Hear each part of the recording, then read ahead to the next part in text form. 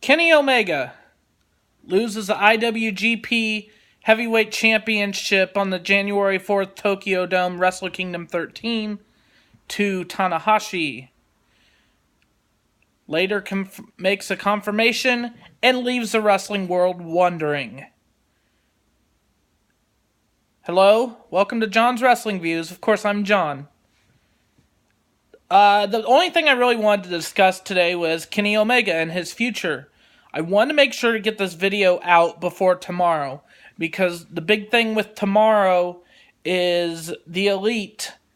AEW, All Elite Wrestling, has another announcement, a press conference on their new promotion. Of course, we know Cody, Hangman Page, and the Young Bucks are all kind of the brainchilds behind the All Elite Wrestling, and will of course be a part of that. Cody and the Young Bucks being executive vice presidents, and they have their funding. Sounds like they have a channel, be with either TBS or TNT. To me, it's reliving the 90s with the Monday Night War. You have WWE on one end, and then you have the stations on, or the shows on TNT and TBS with WCW on the other. I don't really expect this to be a war between AEW and WWE. However, what everyone's talking about is, where is Kenny Omega going? Those are two options.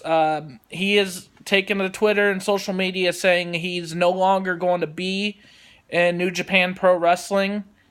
Honestly, I still kind of take that with a grain of salt. Wrestlers break kayfabe all the time. You know, he's saying, oh, he doesn't want to work under Tanahashi, who isn't better than him, even though he beat him at the Tokyo Dome. Well, it could be a work. But ideally, Kenny Omega is going somewhere. Reports all over the internet have been talking about the offer that WWE has given him for quite an extensive amount of money. Somebody of Kenny Omega's caliber, it's the best offer WWE, I believe, has ever offered. And then you have All Elite Wrestling, who the main people in there are Kenny Omega's best friends. So, where do I stand? I just love wrestling. I will be happy seeing Kenny Omega wherever, to be honest. I would love to be watching the Royal Rumble on January 27th and seeing him as a surprise entry. I wouldn't mind seeing Kenny Omega in AEW though either. I'll be watching it, especially at the beginning. I'm intrigued. I think they really have some power here to be quite a great force in pro wrestling. I think they have what it takes to make it past Jeff Jarrett's Global Force Wrestling that he had years ago. They're having the making of something big. Look at how big All In was. And now you're having a whole promotion. All In was unique. It was an indie pay-per-view that wasn't one company or the other. And I think that's what got wrestling fans intrigued more than anything. Yes, Cody and the Bucks had a lot to do with it. Sold out in less than a half hour. That's huge. And I think AEW at first will kind of have that caliber, but might start dying down. We do know of SCU is also, I've read, is confirmed to sign with AEW. And they're targeting many other names. Jericho is supposed to be highly influential. I'd also seen he hasn't signed, but he also enjoys just being a free agent. Thank you, Mike Campbell, for reminding me of the hashtag free agent Jericho. So Jericho says his work with New Japan's not done. He wants a challenge for the IWGP Heavyweight Championship. We'll see if that happens. But I can't help but to think that Jericho's not... Of course he's going to have involvement with AEW. Jim Ross, he's trying to deny reports left and right on his podcast and on the internet. Oh, my WWE contract is ending this March. I will be fine with doing whatever after that. I just love wrestling. Well, some of that's true. JR does love wrestling, but I think he's a huge force in AEW. We'll just have to wait and see. But as far as Kenny Omega, again, I would like to see him in the Rumble.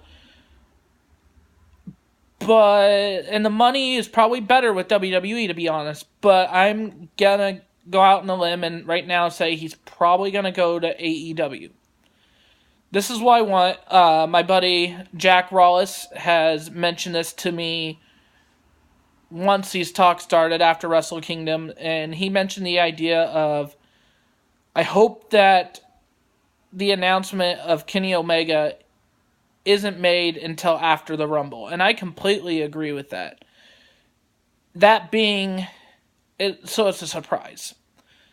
And I think AEW might chomp that up too, because surprise factor.